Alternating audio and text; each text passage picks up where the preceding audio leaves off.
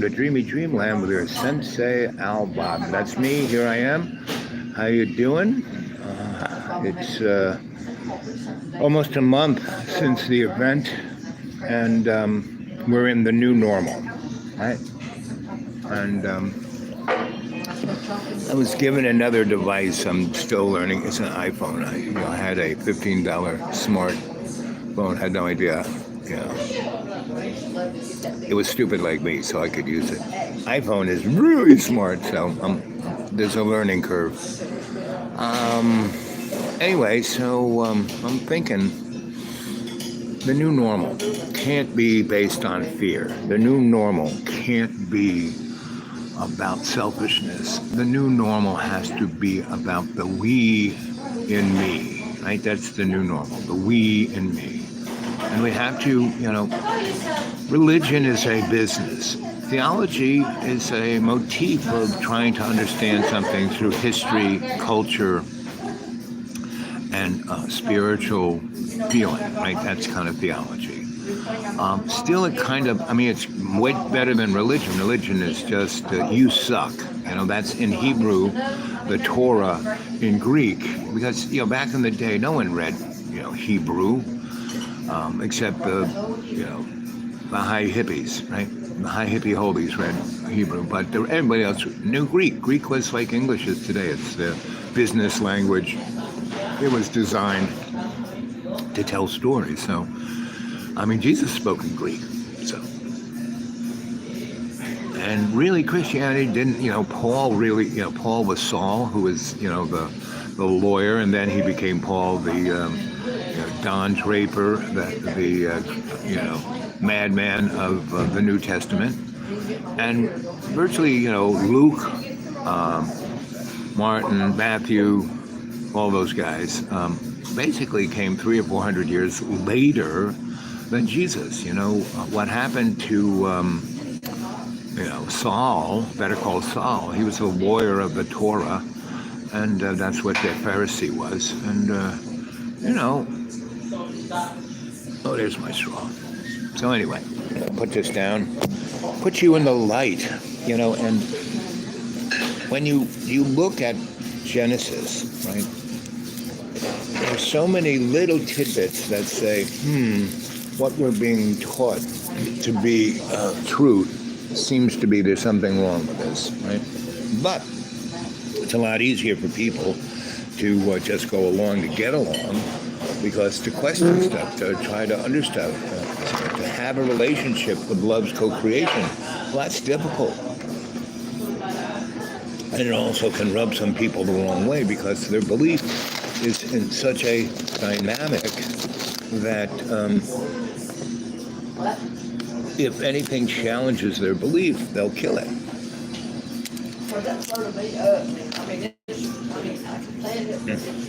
Well, this plate's super hot.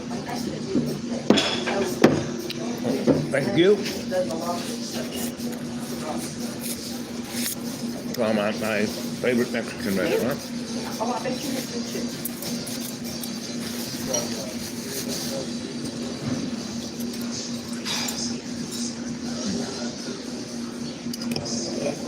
And I pretty much have the same thing every day because pretty much everybody, like me, is basically stuck in habitual activity.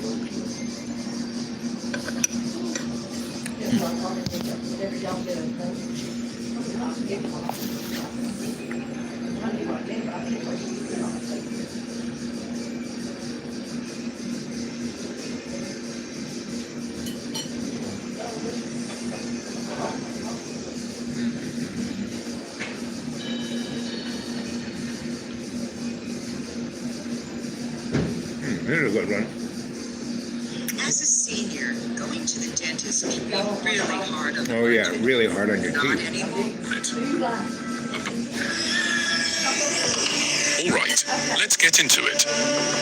We're about to dig into something that's going to blow your mind. The idea that the very first Bible, yes, the one that predates the version sitting on most bookshelves today, actually reveals that God might not be who we think he is. We're talking about a God who isn't the all-loving, all-knowing deity we've been taught to revere, but instead, the devil himself. Sounds crazy, right? Well, hold on. In 1945, a group of farmers stumbled upon something buried in the sands of Egypt. What they found was not your regular Bible. These were the Nag Hammadi texts, ancient writings that completely challenge what we've been told for millennia. These texts, alongside the Dead Sea Scrolls discovered just a few years later, contained alternative gospels and lost writings that the early church didn't want you to see. And here's the kicker, these writings, some of them older than the gospels we know today, tell a very different story about the creation of the world and the being we call God.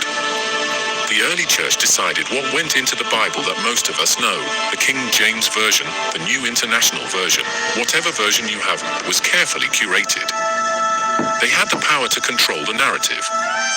The Gnostic texts, they were thrown out. Not because they were false, but because they were dangerous to the church's teachings. Too controversial, too radical, and what's in them would shake the very foundation of mainstream religion. The Gnostic writings introduce us to a concept called the demiurge. This being, the creator of the material world, is a false god. You know all those stories in the Old Testament where God is jealous, angry, and destructive. That's not the God of ultimate love and light, it's the demiurge. He's not the source of creation out of love, but a being that crafted the world to trap souls, to keep us in the dark. In other words, the God of the Bible isn't who we think he is. Think about the way the world is portrayed in Genesis. The earth is created, humans are placed in it, and then immediately, rules are set. Don't eat from this tree, don't gain knowledge. The one time humanity tries to learn, tries to break free, what happens? They're punished. Adam and Eve are thrown out of paradise for daring to seek wisdom. Why would a benevolent, loving God punish knowledge? What if the true crime wasn't disobedience, but liberation? The Gnostic texts argue that the God of the Old Testament, this demiurge, isn't interested in your freedom or your enlightenment. His goal is to keep you under his control, enslaved in the material world, unaware of your true potential. And guess what? The early Christians knew this. Some of them, anyway. There were entire movements, like the Valentinians, who believed that the God most people worship isn't the real deal. They taught that the true divine force is beyond this world, and the demiurge is just a cosmic mistake. A jailer. But these ideas were stamped out. The Roman Empire, when it adopted Christianity, needed a version of the faith that reinforced power structures, not one that questioned them. So the Gnostics were labeled heretics. Their texts were destroyed or hidden away. And for nearly 2,000 years, we've been told one side of the story. But now, thanks to these ancient discoveries, the other side of the story is finally being revealed. So, we're left with a burning question. If the Bible we've been taught was selectively curated, what does that say about the image of God that most people have? Could it be that the loving creator in the New Testament and the wrathful, punishing God of the Old Testament are not the same being? Here's where the Nag Hammadi texts change everything. They tell us that this world, the one filled with suffering, injustice, and evil, wasn't created by a God of love, but by this lesser, twisted entity who thinks is God. And the early Christians who followed these teachings believed that humanity's mission wasn't to obey blindly, but to break free. This is where the rails and many other ancient scriptures offer clues that point to an uncomfortable truth. So what do you think? Right? That's kind of interesting, right? Well, there's nobody watching, so who knows? It's been 9 minutes and 12 seconds. And good morning, good evening, good afternoon, and don't believe a word I say, right?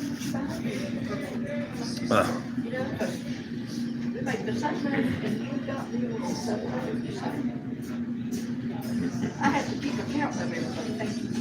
Because she tried to buy for them. I'll go in over here. So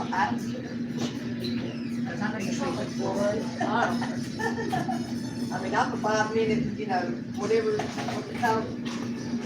Almost, yeah, well, look at that. There it is. So the little tiki-tock thing, here it is. 5 seconds. I'm sorry.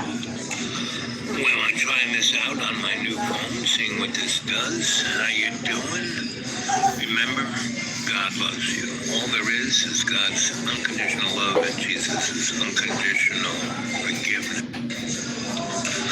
Well, I'm trying this out on my new phone, seeing what this does. The waters came really quickly. Did you know there's a secret gospel where sin does not exist and Mary Magdalene was supposed to take over after Jesus? The gospel. Yeah, let's listen to this guy. It's like 6. Did you know there's a secret gospel where sin does not exist and Mary Magdalene was supposed to take over after Jesus? The Gospel of Mary reveals a shocking truth about what you and existence really are. And at the end of this video, I'm going to show you exactly how to unlock it. In this gospel, Jesus trusts a dangerous secret to just one person, Mary Magdalene. And what does Mary reveal? That the material world is an illusion and we're trapped in a cycle of reincarnation. But the Gospel of Mary doesn't just explain the trap, it shows you how to escape it. But how? Well, incredibly, quantum mechanics is just now catching up. Max Planck said there is no matter. Heisenberg told us atoms are not things, and Schrödinger flat out said we do not belong to this material world. But this secret gospel already knew this almost 2,000 years ago. Now the real question is, how do you escape? According to this gospel, it's not about faith, it's about overcoming ignorance and unlocking a secret within you by realizing that the material world is an illusion and that you are divine. Once you unlock this secret, there's no going back. Did you know there's a secret gospel where sin does not exist and Mary Magdalene was supposed to take over after Jesus? The Gospel of Mary. Well, what do you think? I mean, that was pretty interesting, right? And if you know, I've been studying this stuff for a good 60 years, like pretty much since I was 6, you know. And I'm now 70. I'm going to be 75 soon. So.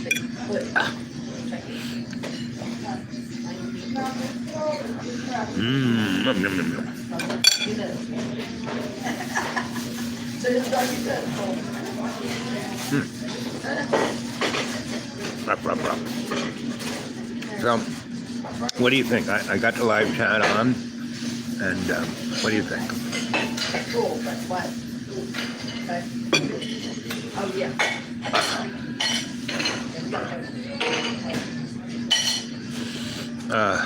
Oh, the 3 of you there. Okay. So remember those likes. We like those likes. We like those likes, you know. And tell some friends.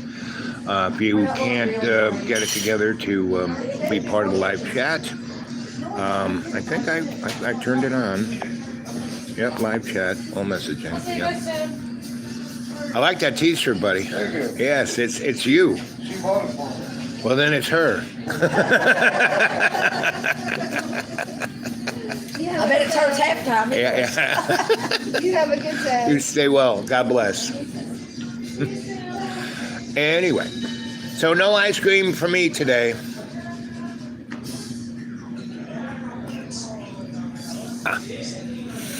Anyway, so what do you think?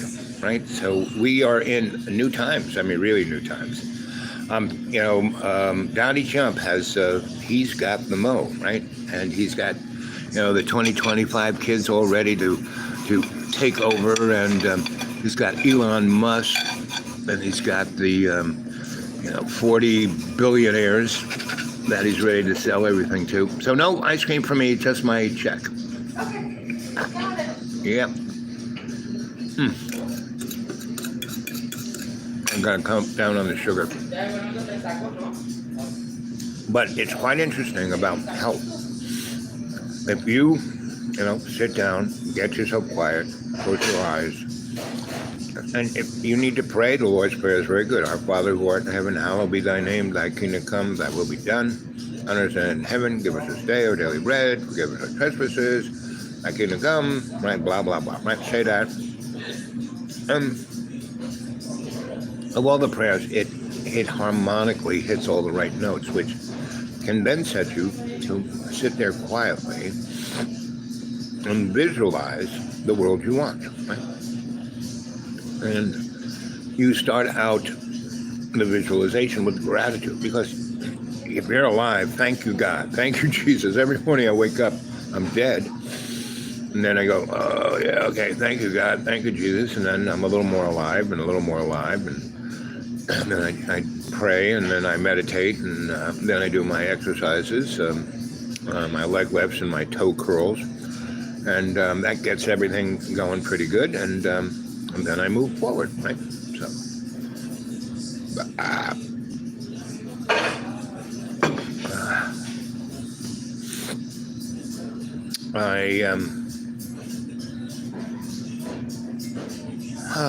so 15 minutes and 15 seconds into the show.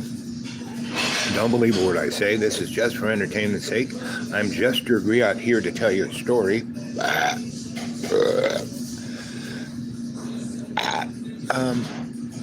Go to my channel, Dreamy Dreamland with Sensie Owl Bob, and it'll show, all the stuff I've ever watched, right? And so go look at my streams, right? Everything I ever watched. And there's some the things I've just played are just two of them. Got lots of them, A lot of dark journalists, lots of, Catherine Austin Fitz, lots of what's his name? It'll pop into my mind. Big boy. But all those guys I've known for a long time, and they keep pumping it out. David Icke's another good one. There are a lot, a good friend.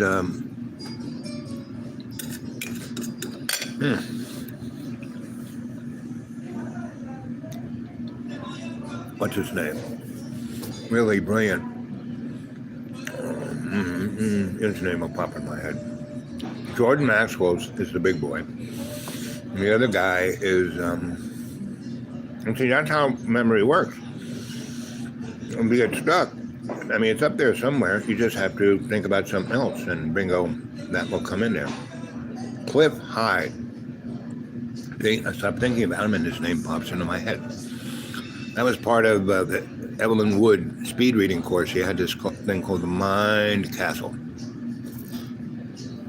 And she had a lot of great teachings, along with Elizabeth Clare Prophet. I mean, these people I knew, like I used to work for, what's his name? The guy who did Sylvan Mind Control, that guy. I had a good friend who had a lot of issues. And, his whole life he suffered. Nice Jewish boy, guilt, etc. He basically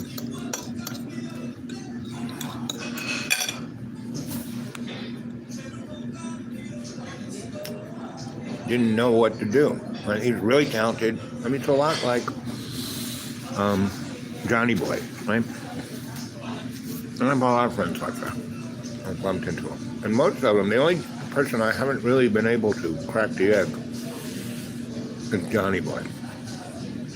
But the other people were so racked with, not that I'm the best, not with their ego, but just suffering from their guilt of how they were brought up. And John was actually kind of brought up, his parents are a little nutty, but not really sadistic or creepy or mean. I mean, they're kind of mean, but they really love their kids and try to do the best by him. And so that's the, but Johnny is Johnny, right? So it's hard to crack that egg. By the way, my friend went off to Sylvan Mind Control, and it really helped him. Stopped smoking, stopped drinking, stopped doing drugs, and started focusing on what he loved. And that was his girlfriend. He had a great girlfriend who never, she was like steel, right? Never, I can't stand you anymore. Because she saw the good stuff inside him, right? And, that was another thing that really pulled him out of it. Anyway, one of the things when you graduate from that, you would bring your family, because he was a real freaking huckster. He knew how to sell the product. And it's not like it's like The Secret or any one of those other things, that it's not like, this stuff hasn't been around. It has. And these guys just package it and then make you pay for it. And it's a gift by God, right? So anyway, he's my buddy. He's really changed tremendously for the best. So yeah, I want to go see what this thing is. I go to his is right. And so the guy just goes, he first tries to mass hypnotize everybody. Well, I already knew how to hypnotize people, so I'm seeing him doing it. And so, I'm just watching. There's, So I have like 1,000 people who are there in this auditorium. I'm the only guy who is like, and I'm just, and he has, I can just see there are people in his team who have got their eyes on me. Like, here's one guy, it's not touching, he might say something, we have to be ready to throw him out, right? So when he's going on and on about how you suck, and you can only become better through him, that's when I said, you suck, right? Stood up and I just kept saying, you suck. He goes, see that guy? He's the really bad guy. He's the he's the worst. And I really, you suck. And so I'm running out, and he's doing all this stuff to try to hook me and drag me back in. I ignore it completely, and I walk out the door, and I go to the elevator bank, and I go down, and I'm walking out of the lobby, and this guy comes. He left everyone, and he comes running down the stairs, and he flies, skids right in me. Wait a minute. Who are you? I said, I'm Owl Bob. What do you want? And he goes, you're the only guy who's ever been able to do that. You are amazing. I want you to work for me. I said, work? He said, you can take every course we have, and I won't charge you. I said, forget that shit. I want a paycheck. I'll take all those lessons and then work for you, but I want a paycheck. I want cash. No checks in the mail.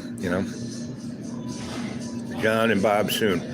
I'm not saying no, but John, every time I call John up to kind of broach the subject, he's just off the reservation, So I'm not going up there. I'm not putting myself in harm's way. I'm kind of like an ancient Chinese teacup, little. I can't just go up there with no money, with no nothing, and then have them throw me out again in the middle of a snowstorm. No, I'm not. I'm not like 7 years like I could. 7 years ago I could do that, but not now. So, but I'm all for it. If John really wants to crack the egg and make an omelet, I'm ready, and we could take a really great road trip. It's going to be winter, and it'd be great to go, and it's going to be. I've been describing all the shit that's happened here. I mean, I'm right here in the middle of Asheville, Irwin, Elizabethton, Hampton, all the places that got destroyed. I mean, not just water through the house and it's mucky, icky, but wiped away. Not even there. Not like, the house floating. It's gone. Gone. The land is gone. Ready for the developers to move in and build a Walmarts, and it really looks like a development program. And this is the new normal of America.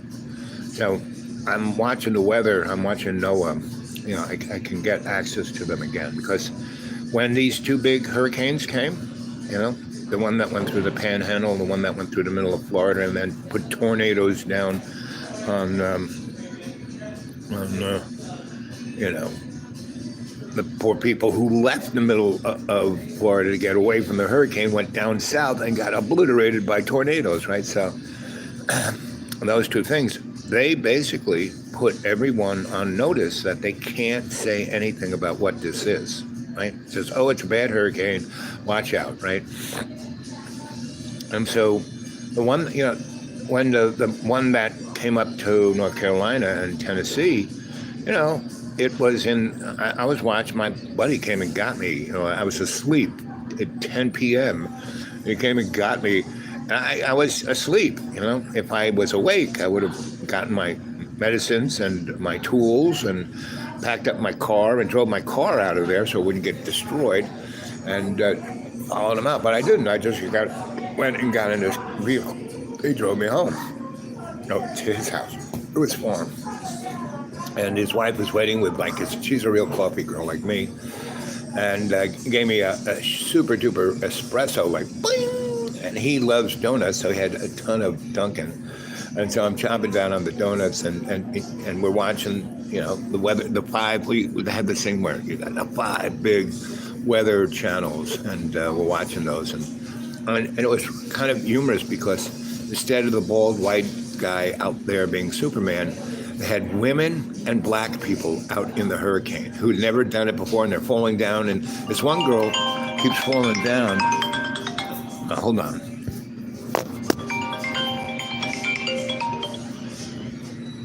Yellow. Yep, me, here I am. Okay. Well, let's do it another day then. Since I'm way in the Pogie land, so things are problematic at best getting to you. So I can pick any old day, and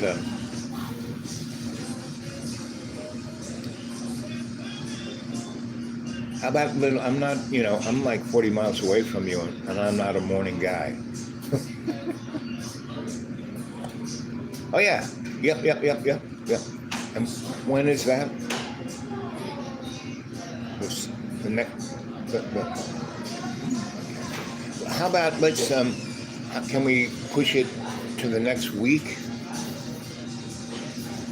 Because the election's coming, and maybe the world will be at an end. People will be going crazy. And a few days in between. I've already had one event. So let's say 4 or 5 days after.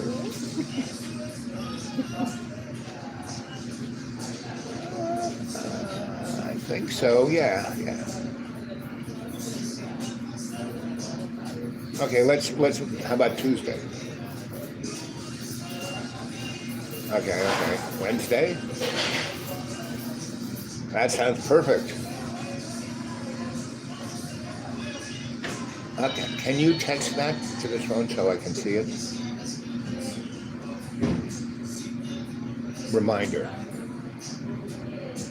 Okay, that's good enough. Yeah. Okay. So what day did they tell me again? Date and time? Okay. And what day is that? That's what date? Okay. And I'll get something 48 hours from. It sounds like a plan. Thanks, buddy. Bye.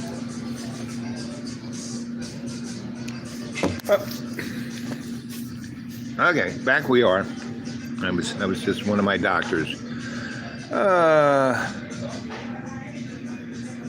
Cadre, yes, James, Ricardo. Yep. So this is the new normal, right? And so this is like almost a month since the event, and so that Thursday night, into Friday morning, watching this thing. And I watched the hurricane go from a class 1 to a class 5 in less than 200 miles in less than 6 hours, and then it busts into the panhandle where nobody is. I mean, there's some people there, but it wasn't like Tampa or someplace like that, right? And so I went up there and into Georgia, and again I went into lowlands farm area. There are people there, but it wasn't Atlanta or something, and it just kept going.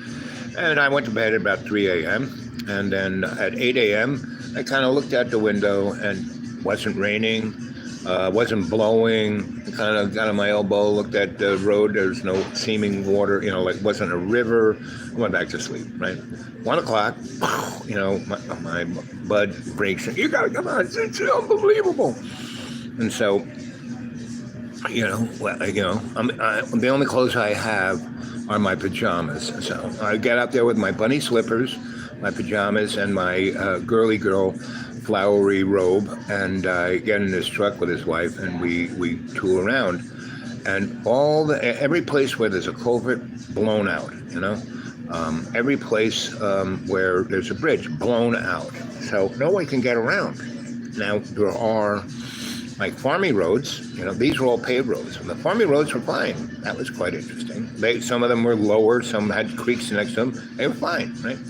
Whole sides of mountains had slid down, right? There's this place where in Trey, they're building a new golf course and gated community over here of this valley, right? About 300 houses, and they had about 10 kind of built, roughed in, sheetrock, not painted or finished, but, could be inside. And then they had about 20 foundations, and they had about another 60, things that were all lined out and forms ready to pour the concrete, and piles of cut lumber and because these houses, even though they're $1 million houses, they're factory cut. They come in flatbed trucks, they unload them, everything is cut. They don't really have to cut a lot, right?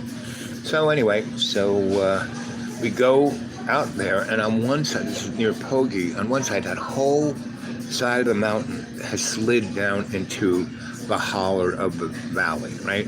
And everything on the other side, not touched, not wet. The wood is, we drive in there, and there's like maybe 100 people that have been decimated, and they're way up in a high thing, and it's all big rocks, for about a mile down, so they're like stuck up there. And these guys have some equipment. They got bulldozers, they got front end loaders, they got backhoes. I said, why don't we kind of scrape some of that out of there so we get these people and we can put them in those houses that are. And this guy said, no, can't do that. This is private property. You shouldn't even be on it. And these people were all from Minnesota, right, and Maryland, and they had their own security force. Guys that were looked like they were SEALs, right? Private contractors. And when I said that, pretty much all of the laborers, half of them were Hispanic, said, yeah, let's go get those people. That's a good idea. And, no, you want to get fired? If you help these people, you get fired. And the security guys were like,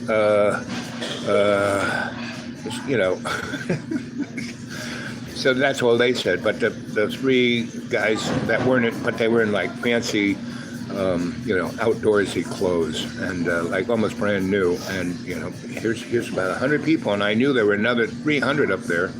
And he didn't want to go get them. He didn't want to help them. Didn't want to do anything. And they had been camping out there, so they had food. They had a kitchen. I said, why don't we feed these people?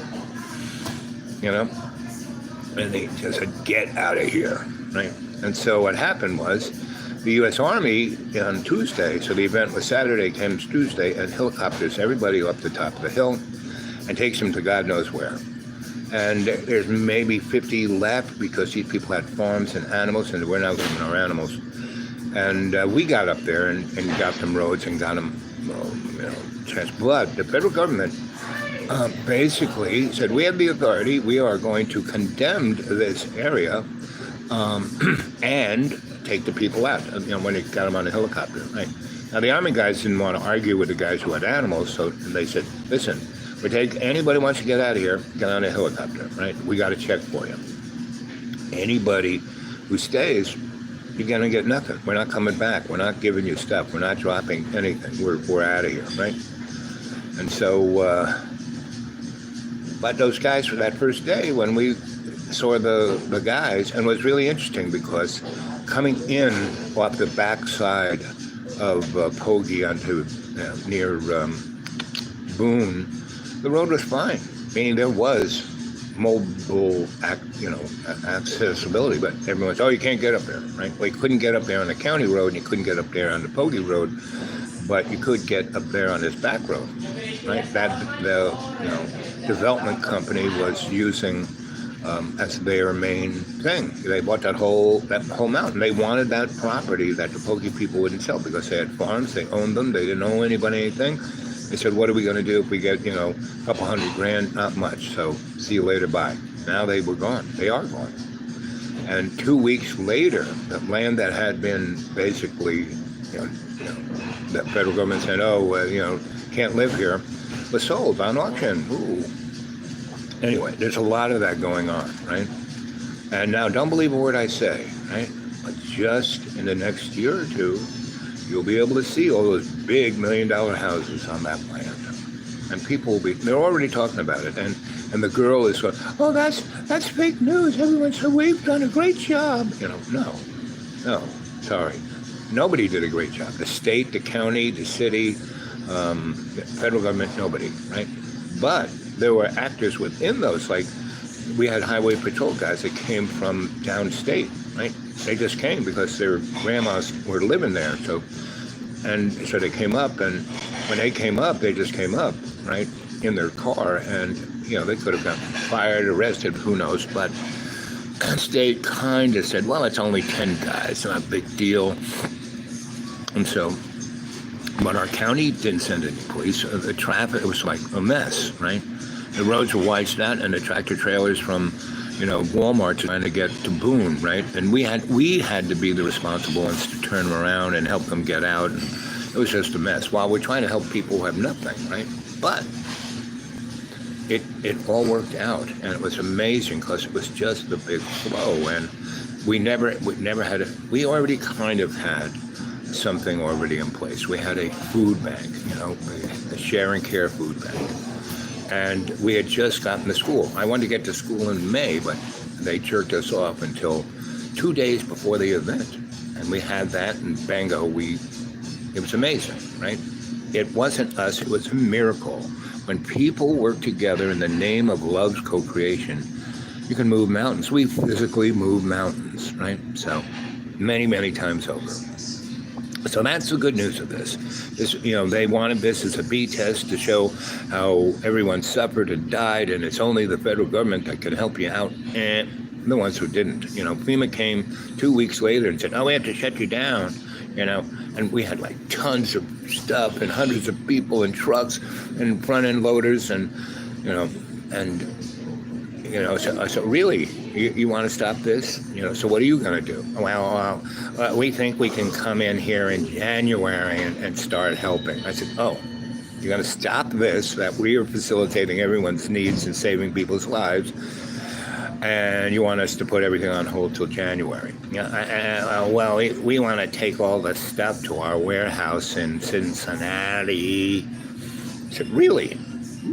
So that was my job, to meet meatballs like that and have a conversation with them without the rest of the crowd there. Because the rest of the crowd, if they heard it, they would have not been happy. So I said, buddy, look at this. Just take away that little glaze in your eyes of power and look at this. See what the people are doing. Just imagine what the people will do to you if you interfere, right?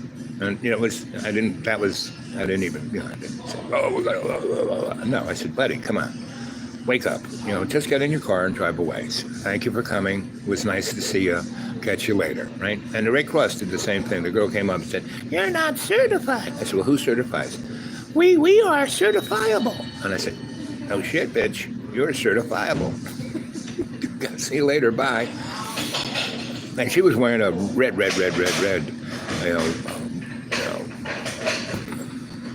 much of Red Cross, little vest, and had a Red Cross car, and people were looking at her like, I said, I think you should just leave, right?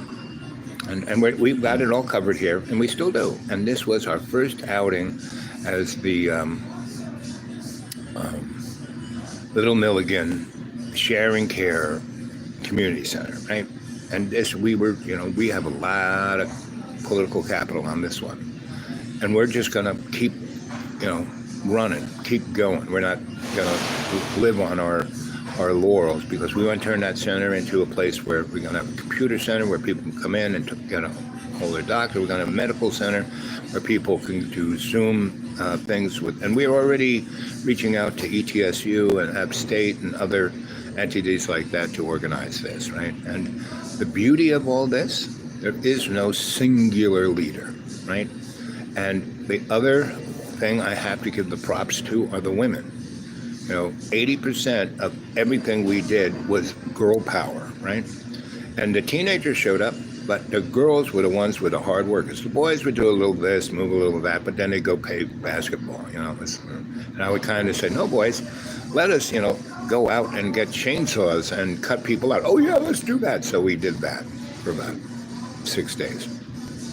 And that's how I got a little hole in my road to get my car out of there and get clothes that was, but everyone kept dressing me. I was walking around in this lady's morning, robe, and so they kept, and with bunny slippers, so they kept, because we had a ton of clothes, so they kept dressing me. And By the third day, I stopped wearing my pajamas. But it was a message, you know. I came from my bed to do this, and so I got a bunch of these hats, and now I look like a real woodsman. I have my woodsman look, right? So what's Jamie saying? Interesting. Downtown Nashville was fine, and it was like Mecca for buzz. Yeah. Poor folk with houses on the river. Yeah, you know. Over by Biltmore and by the Swananoa River, which was neighborhoods that were, holler, right? And when I lived there in Swananoa, it was a cute little town between Black Mountain and Asheville. And people, when I was there from 91 to 99, you could buy any house you wanted for, between 10 grand and 40 grand, right? And because Asheville was stuck in amber by, it's the Paris of the South up into the Great Depression. And in the 20s, Asheville spent a lot of money on, they basically, because Asheville was in the Sawtooth Mountain Range, just like where I live. And they did the kind of construction, like the subways in New York, they're not tunnels. They just put steel over and then poured concrete, and that's now the new level of ground. And pretty much there's a ton of underground. You ever see Escape from New York? That's what's underneath New York, right? And Asheville is the same. And I told the mayor once, way in the back, Lenny Sitnick, I think it was her name, I said, Lenny, and I said, you're the mayor here. Here's this gate. Let's go down here. And it was right in the middle of town. There's this big, like, Frankenstein door. Opened it up, went down. From there, it's like 10 miles either way, old Asheville. It looked like a Western, saloon movie set. Anyway, I said, man, this would make it great. Talk about tourism. And she totally freaked out. She had claustrophobia. She can't breathe, right? So I did my best. I started a thing called the Artist Trust that actually kind of took the whole town and put it into the guardianship of the black folk and the artists. And that's who was doing stuff from 91 to 98, right? In 98, they finished paying off their debt. That's when all the real estate people came in and bought up everything for a nickel and then turned it into the hipster jungle it is now. What's truly amazing, I think I've talked about this, you told the story about Asheville not paying the water guy. Yep, So he burned the plants. Yep, exactly. And so it's even worse now. I mean, they are now really drinking pestilence. They fix nothing, but that's America. And that's why, we are before, I would say either before or between the election and Christmas, we're going to have 2 more hurricanes. Because pretty much hurricane season stays till the end of November. And there's 6 things out there in the Atlantic, down near Africa, and in the Caribbean that are just like, the 2 that hit Florida. The one that hit the Panhandle, then went up to Asheville, and then the other one that hit right across Florida.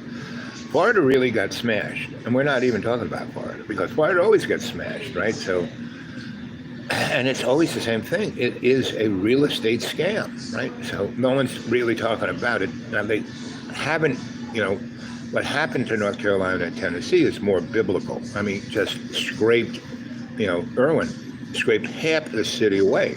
Asheville, a third of the city, not half, but because everything downtown, where all those big million, since the early O's to now, Asheville has built about 20 30-story skyscrapers. The beauty of Asheville, when I was there was not a building above 3 stories. There were 3 buildings that were maybe 12 stories, right? And so they, it used to be a very bright area. You could see all the mountains wherever you were downtown. You could see the mountains. So like being in Colorado or something, right? And it's like being in Boulder. And I don't know what Boulder is like now. But anyway, you go there now, it's like you're living in a cave, right? There's no sunlight because there are all these tall buildings everywhere, right? It's like being in Lower Manhattan. So, and the streets in Asheville are named after, Lexington and Broadway and Madison Avenue and Wall Street. And so, anyway, you will see billions of dollars go into North Carolina, the mountains of North Carolina. So that's, northeastern North Carolina. And, the northeast part of Tennessee. Billions of dollars are going to go in there. It's going to go all in the hands of the mob, who are the real estate developers up there. And there is people, right? So that's what's going to happen, right? And you will see this come to fruition, like you'll see the handwriting on the wall by Valentine's Day. You'll see what's going on there, right? But between the election, it might even happen before the election, but I think Texas is going to be obliterated, and I think, the East Coast, so Washington, D.C., Philadelphia, New York City, and all the coastlines of Maryland, New Jersey, what happened in Sandy. Just go look at the hurricane of Sandy and put it to the 10th power. And that's what's going to happen East Coast, all the way from South Carolina, all the way to Maine. It's going to just destroy the whole East Coast from the beach in 20, 30 miles and go up the Hudson and take out, everything up there in upstate New York. So, and that will be such damage in our electric and our infrastructure, our highways and our electric and internet. We have not kept up with it. And so that will be such a stress that will be it. No electricity in America, no internet in America. Good luck with that, right? Now, we've already experienced it, right? And we have figured out all the workarounds, and we have built these kind of relationships where everyone helps each other. So I would say we are in pretty good shape. And we are a ton of stuff, right, spread out all over the place. We didn't just keep it in one place. We didn't hoard it. We moved it out to every church, every gas station, everything we could. And that's why it is the way it is, just before the Great Depression, yep. So, Asheville is a great example of, they're still suffering there because they're not helping each other. Here's a good story. So, I was the dude in Asheville, right? I had all these friends, and we did all this great stuff. I left in 99, and everyone said, well, buy some, you have money, buy some houses, blah, blah, blah. Because I had my consulting firm, and I did have money. And, but I didn't want to do it because I knew what was going to happen, exactly what happened to Asheville, and exactly what happened to my friends. Because last Sunday, the Sunday before the event, right? The event was on Saturday into, Friday into Saturday. And I went the Sunday before, right? And because they were, oh, we haven't seen you, oh, please come. And I had this beater car, and I really couldn't go anywhere with it, because I just stayed within 40 miles of where someone could come and get me. So I said, well, that's about 100 miles, so if I go down 26, right? I can roll down the hill, I know I can get there. Coming back up that big hill, that'll be the test. If my car can do that, thumbs up, right? So I go. Sunday was a beautiful day, so got there, and it was just too many people, right? And it's a very limited amount of space. Right? So I went to my friends, and we had a very nice night, and my friend is a great cook, and he made a great meal. And he's, a retired college professor. And back in the day, we were both the Young Turk photographers. I was a photojournalist, and he was more like a photo historian. And he had gone to Mexico and then South America. When I was traveling all over America, he went down there. And so he got into that. And so when he was in Asheville, I met him again in a junkyard on the French Broad River. I would go looking for interesting stuff in there. And being the artist I was, and I had a studio, and I had a big studio that I shared with a lot of other artists. It was on Swananoa Collective or something like that. Anyway, so there he was, Eric. Al. And so I said, "How you been here?" He says, "Oh, my wife? What?" Because I never met the girl, because I knew him from this other reincarnation. And so anyway. So we became best buds, and his wife was very much, was like, how some kids are Army brats. Her father was in the State Department, so she lived everywhere. She knew languages. She had a very refined point of view, and she kept thinking I was just a total moron. But after about 3 or 4 years of me doing all the stuff I do, she goes, okay, you are the dude. You are I love you so much, luckily you're the only one I know like this, so I can give you, I love you, and I won't, every time you tell me a story, I'll believe it, because I've been part of these stories, and while it's happening, I'm going, how does he do this, right? So anyway, so there I was, Sunday, right, before the event, and 16 people, 8 couples of my friends came to because I was famous for having a Friday night potluck dinner and parties, because I always had a very strange place where I lived. And one of the strangest places I lived in Asheville was the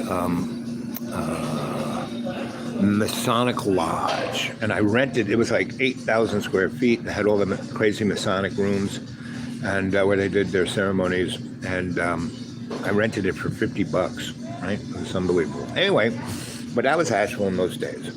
And so I probably could have bought it for $1,000. Who knows? But when I came back 15 years later to visit, this is a long time ago already. So I left in 91, so that was the early '00s. I came back.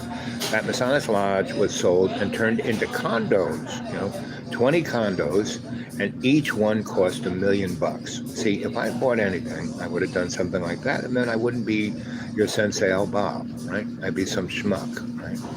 So I didn't do it, right? I know I could have done it. I'd done it before, so why do something I've done before, right? So anyway, last Sunday before the event, I am basically, smooching with her, and we have little hors d'oeuvres and cocktails and wine. We're talking about stuff, and we had the dinner that was just fabulous, because Eric's just an amazing cook.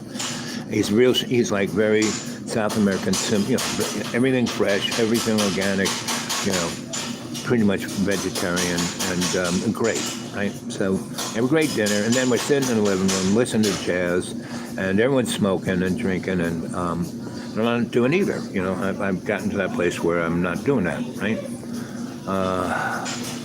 So I'm there, and I'm listening to everybody, and they're all telling stories about this stuff that we did, right? And so it's like, and then he did, maybe, and I just smile and go, yeah.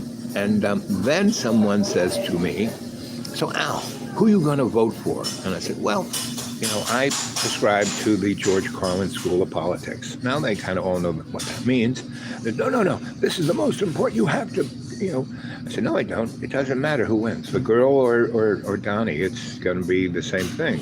They will both work for the same people. This is a corporate state. We're living in an oligarchic slave planet. And what do you think anything's going to be different? I said, if I was going to vote, I would vote for Donnie, because at least, we know what he did for 4 years. That was kind of amusing. I mean, yes, it drove you people nuts, but me, I just thought it was funny. And they lost their shit. They just tried to, and I just then shut up, and They would just, oh, you got to blow it. And they tried to prove or coerce me into saying, yes, Cammie was the one. And I said, okay, listen. You've now just waited 15 good minutes of fun time. Why don't we shut the frack up? Miss H, why don't you put on some dance music and let's dance? And so she did, and she's great for that because she has the body to move, and she put the some nice salsa. You hear this music, you can't help but move your butt. So anyway, got up there and everybody's dancing around for about 2 hours, smoking and drinking and having a great old time and telling stories, and then about midnight, everyone went home. And so that was Sunday into Monday. Monday, I went downtown and saw some people here and there. A friend of mine had a show. I looked at the show. And then I, then went back and talked to Helen and Martha and Victoria. They all came over to visit my friend's wife. And they all walk, they all walk 2 miles. They're so healthy. They eat organically and walk 2 miles and blah, blah, blah. So I didn't walk with them because I couldn't. But they came back and we sat on the porch and we drank tea and again told stories and everyone laughed and it was all good. And so Tuesday morning, I got in my little vehicle and my other real reason for being down there was to try and sell our birdhouses, right? So I went around and looked, and people said, "Oh, that's so messy." I said, "No, this is the real deal. This is made by holler folk." I said, went to this one store. They had birdhouses, but they were made out of plastic to look like the stuff that we had made out of stuff we got out of the woods, right? And she goes, "Well, it's so dirty." I said, "Yeah, it came out of the woods, It was," and I said it was made by what's Jar call me? Gnomes. It was made by gnomes. Anyway, no one got it. No one cared about it. It wasn't fancy enough, so I said, screw it. And I drove home Tuesday, right? Got back to my friend's farm and said, okay, nobody wants these things. I gave virtually all of them away to people who were in gas stations and ice cream shops and stuff like that, who, would look like they were having a bad day. So I said, you know what you need? You need a birdhouse. Gave him a birdhouse. And everyone's, and close to home, between Irwin and where I live, I stopped at this, touristy shop that had pretty good ice cream. And I stopped in there, and the two girls were just miserable, right? They wanted to get the heck out of there, and I read their palms and gave them permission to go to Paris, and then I gave them each I only had one birdhouse left, and so I gave it to them, and I said, listen, you have to share it, like you're the parents, right? For a couple of weeks, one of you has it, and then the next couple, and oh, that's such a great idea. We're just best of friends. It'll work out so great. Oh, we love you. And they were hugging me and kissing me, and that's how I meet girlfriends. Birdhouses, guys. That's don't believe a word I say. So, yeah. So, so I come back. That's Tuesday. I stay with them, and then I go back to the deep green. And it's, I all summer long, well, I'm going to clean this place up. I'm going to fix this. I'm going to fix that. Virtually nothing works. And I just go, so I just kind of make a hole in the pile of stuff and go to sleep. And then Wednesday I get up, I'm really good at, and it's a beautiful day Wednesday, right? So I make a nice big bowl of porridge, and I read one of my theological books and spend the whole day doing that. And I said, well, it's too hot now. I'll wait till it gets to be 3 o'clock, and then I'll clean out the man cave. And it didn't happen. So I fell asleep. Wednesday, Thursday, okay, it's Thursday. I'm now going to really, it didn't happen. Fell asleep. 10 p.m., that's when my friend came and got me. The storm is coming. I said, what storm? So we there and watch it, right? Then I fall asleep and nothing's happening. And you know. So we hit the ground running. You know, we did an amazing job with our place. We were putting out 300 to 1,500 meals a day. We were servicing about 400 meetings. We just let them come in and take whatever. It was like we had more than a Walmart's, you know. And, oh, you need some water here? Not a block. Here's 10 blocks of water, you know, like 200 little bottles of water, right? And, so, you know, we did a good job. And over 200 organizations from around America came to us and, you know, brought us stuff and worked there. And we had so many people at that school that we sent them to all the other, because we already went and tried to chop people out. And there were people who really wanted to do that. You know, some guys who brought their four-wheelers and chainsaws to do it. So they went and cleaned up things even more. The city didn't do any. The county didn't do anything. The state didn't do anything. FEMA didn't do anything. The only people who showed up who really did something was the Corps of Army Engineers. And the first evening, Saturday, right? We go to the school, there's no lights, there's no nothing. They destroyed the place, well, you know, messed it up. You know, no hot water, you know. They turned off the electric, the water.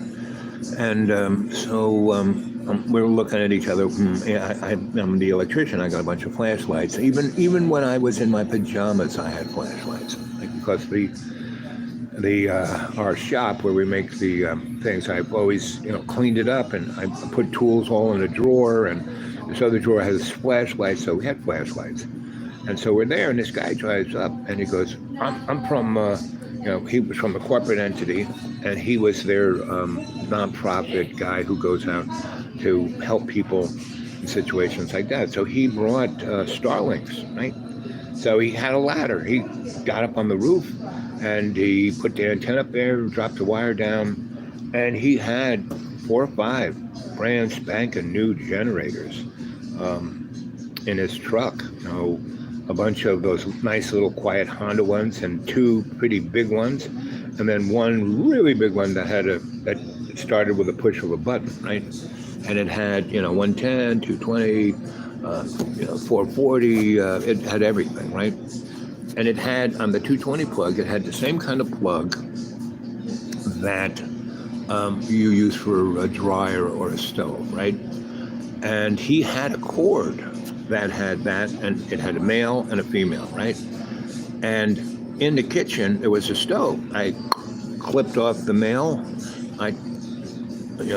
then clipped off the female of the extension cord, put that on there so it was male, so into the thing. And in the room, which was facing the parking lot where the boiler is and you know, heavy stuff of the school, there is a plug to like plug a welder into. Same plug as a dryer or a stove, fit right in there. I pushed the button, generator started. I turned off the main so it didn't shoot up juice into the lines, and hit the switch, bang, the whole school lit up. No more flashlights, right? It was brighter, you know. And the school had been, you know, rejiggered a number of times, so it had LED lights. It used no juice, you know. The whole school lit up, took about, you know, 12 amps of current, right? But everything worked, you know, plugs, everything. So we plugged all his stuff into it. We put tape, and they took all the tables and all the things that you could stack stuff on, right? And so he went off to do that other places, right? And so we were by Sunday, you know, church comes, and you all go to church, and we're all alive, and everyone's seemingly okay. And we have probably one of the best church services at that church ever, right? Because it was just hugging each other. We all went down on the altar and laid down and prayed for salvation and for guidance and so we could do the right things, right? And then we all went over to the church and we just went to work. We had no meetings. Everyone who could do what they did best just did what they did best at doing their best, right? And I kind of said, you know, when everyone said prayers, I said, okay, we're going to be charged with doing something amazing that we've never done all we have to do is be our best and not think about the past or the future, but what's right in front of us. And we're going to do each of that at our best. And we did. And so everyone did what they could do their best. The people who were the IT people took care of our communications. The other people, there's this one lady who, managed the Walmarts for, 20 years. So she turned that place into a Walmart. And so they took all the shelving that was in the, most schools have a lot of shelves, in each classroom, they have shelves for all the kids' stuff and blah, blah, blah. They took all that stuff out, all the furniture, everything that we could have used, they took. And they left other stuff that either they couldn't get out of the place or it was too heavy. Or, they tried to take the kitchen stuff out, but it was too heavy. So they unbolted it from the ground and moved it about 10 inches and then said, screw this. But that was okay because they moved this big electric stove so I could see the plug. I would have never known that it was there unless they had moved the stove, right? And the plug was hanging on it, so I just cut it off and stuck it on the extension cord, backfed the whole friggin' school out of that one generator. So, and that worked really great. And then people just kept coming with stuff, and everyone just, we had about 60 people who were there 24/7 for 3 weeks. This week we've slowed down, right? So we're not there on Sundays and we're not there on Wednesdays. And here it is Wednesday. I'm roaming around, and I was a roam around guy. And then now there were a lot of people who lived out there, so they were roam around guys too. So that's what I mean. There was no real organization, no top dog, no head, no titular, committee. We just did. Everyone, the 60 people, did our best. Then those 200 to 300 organizations that came from there's one group came from Hawaii, went to California, rented a tractor trailer truck, went to a Target and bought everything out of it and brought it to us. I mean, stuff like that, right? And so we did not blow our horn. We weren't on social, we weren't representing ourselves on social media. And people kind of wanted to keep it on the down low. And so we only wanted to do it for our surrounding area because we knew people who could get there would come and want to take all the stuff, not one or two or something. But anyway, and I have to say, after 4 weeks, right, 99.04% of everybody was amazing. I mean, people who came and helped, and there was only 0.0094%. There were about 20 people out of the 20,000 people we helped that, were like trying to move, 20, 30 coats out to their car, excuse me, do you really need, how many people in your family? Oh, well, I'm going to give them to, no. Kind of, why don't you take 5, right? One for you, maybe 2 for you. The other 3 give away to someone who really needs it, right? And then come back. We're not going anywhere. You can come back. And do you have kids? Kids. I said, well, why don't you go get some diapers and some formula and you got old people. I just went through a list of things that they should have been taking, and then I just kept giving them a box to take as much. So they still stuffed their car, but not all with, Jordache jeans and fancy, because that's kind of, we got not stuff from people's closets, but all brand new stuff, right? So anyway, I saw this one guy go, he came and he took one of our forklifts, and we had these big cardboard boxes that fit on a pallet. It was full of, shovels and rakes and stuff like that. And no one was watching. He stuck it on his flatbed and took off, right? But we had about 20 other boxes like that full of shovels, and so if he took those and he needed them, that's fine. And if he gave them to other people, that's great. And if he only sold them at the market, okay. But that's really, he was the worst character. And I saw him do it, and I can't run. So I kind of cut him off at the pass, and I said, you need all this? He goes, oh, yeah. I'm going to give it to him, but oh, yeah, I'm going to give it to him. I kind of made the point, right? So he never came back, right? But we never really made, if people could take, we had so much, they could, I basically would talk to people and we should say, I said, I've already kind of taken kind of stuff and put it in a closet that we may need down the line, but the rest of the stuff, and which was nothing. It was a closet, you know, a couple of shovels, a couple of hammers, a couple of this, a couple of that, and let the rest of it go out to the people, which it did. And so it spread out through the 3 counties, and everyone from half of Hampton got wiped out. Other half where the restaurants are, and in Butler where the restaurants are. They didn't have electricity, but they're fancy restaurants. So I went around and I said, what are you going to do with all the food? I guess we have to try. I said, no. You have grills. Why don't you roll the grills out? I mean, we got, tons of charcoal and propane. Why don't you just grill everything in the parking lot and give it away? And they did. And they're still doing that. They don't have to do it now, but they're still doing that. Now they're taking donations, for their business. And the guys who were the big corporate guys, they did it out of embarrassment the first 2 weeks, but now they're back to the corporate world. I live in the corporate world. This one guy said, I live in a corporate world where everything's real. I said, no, buddy, everything's an illusion. You don't know this. But I'm a Christian. I believe. I said, well, the God you believe in is the devil. Boy, that blew his mind. I mean, I played a little bit of that for you on the beginning of this show. So here it is, 1 hour, 10 minutes. What time is it? Oh, it's almost 3. So I'm going to go. I hope you enjoyed that. Again, more likes, more comments after I leave. I'll do another show tomorrow, but that was a nice little thumbnail. So what's going to come to the rest of America if they respond the way we did, right? Without ego, always being there for the other person, not thinking about ourselves. America will get through it. If they don't, it's not going to be pretty. It's going to be National Socialism 1936. So good luck with that. Have a great day. I love you guys. Okay? Okay.